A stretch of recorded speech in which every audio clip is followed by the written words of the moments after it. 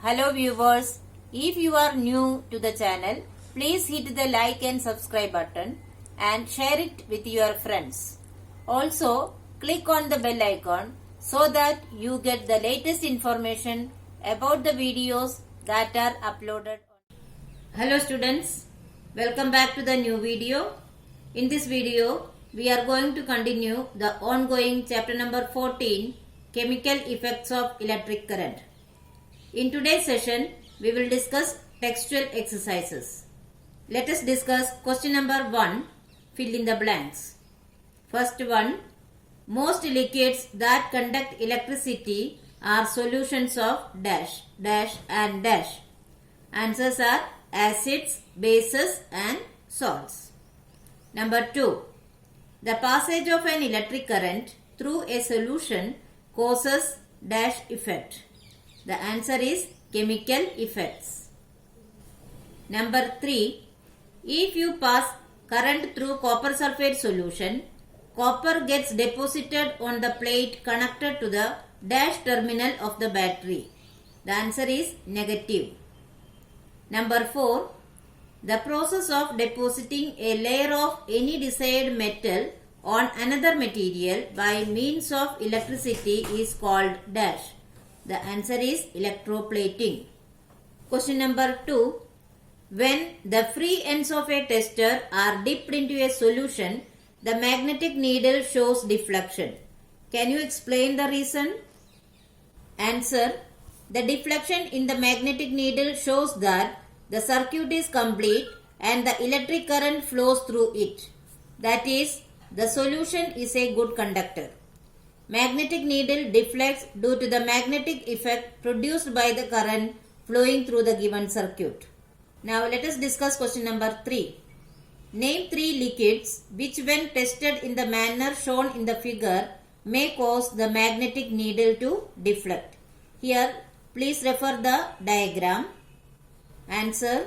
Lemon juice, vinegar and tap water can be used in the activity shown here to produce a deflection in the magnetic needle. That is, these liquids are good conductors of electricity. Question number 4. The bulb does not glow in the setup as shown in the figure.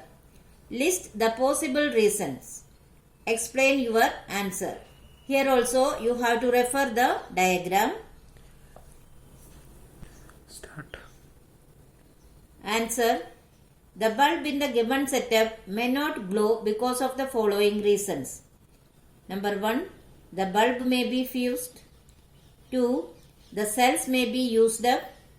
Number 3. The wires in the circuit may be loosely connected. And 4. The liquid may be an insulator, that is a poor conductor of electricity. Question number 5. A tester is used to check the conduction of electricity through 2 liquids labeled A and B.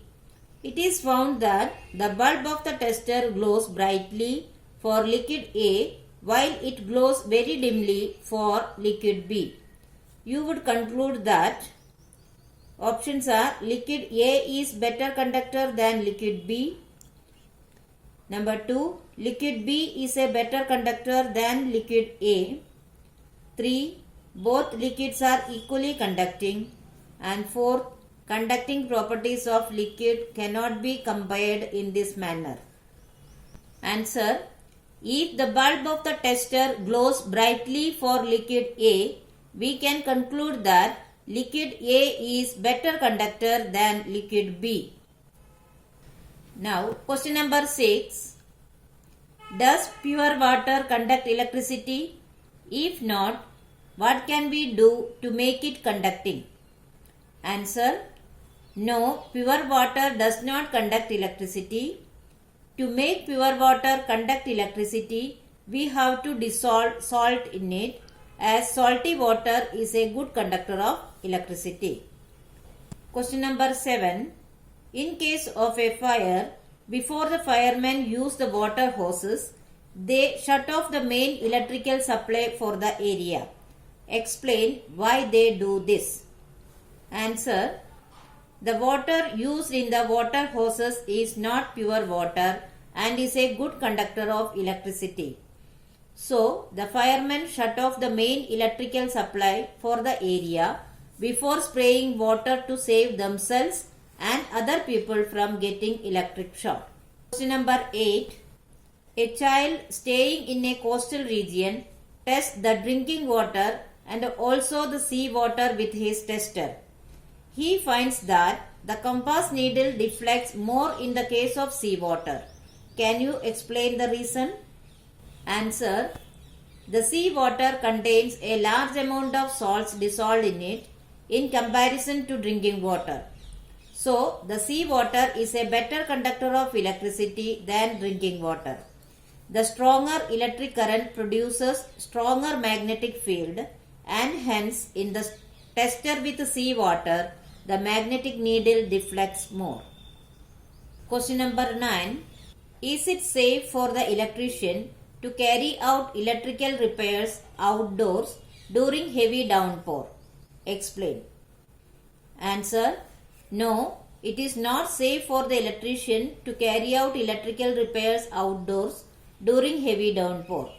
It can cause electrocution as water is a good conductor of electricity. Question number 10. Paheli had heard that rainwater is as good as distilled water. So she collected some rainwater in a clean glass tumbler and tested it using a tester. To her surprise, she found that the compass needle showed deflection. What could be the reasons? Answer. Rainwater is pure water which is an insulator.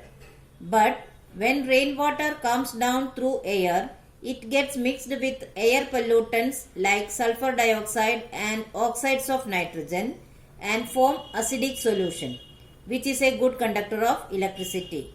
So, the compass needle showed deflection when rainwater is used in the tester as it conducts electricity.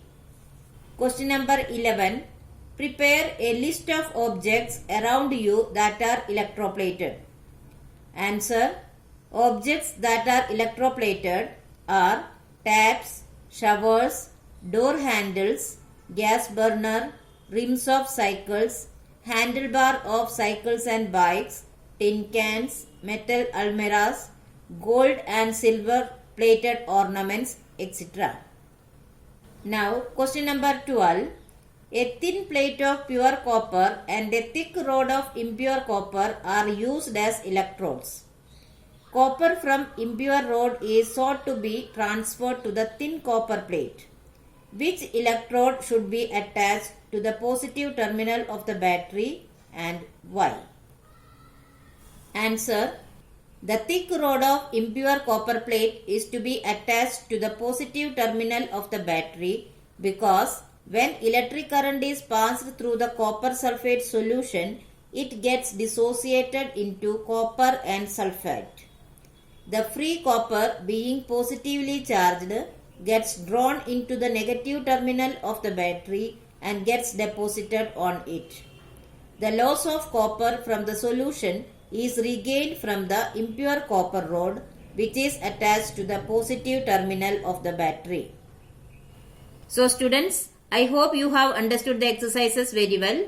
Please pause the video and write down the exercises in your notebook. Thank you.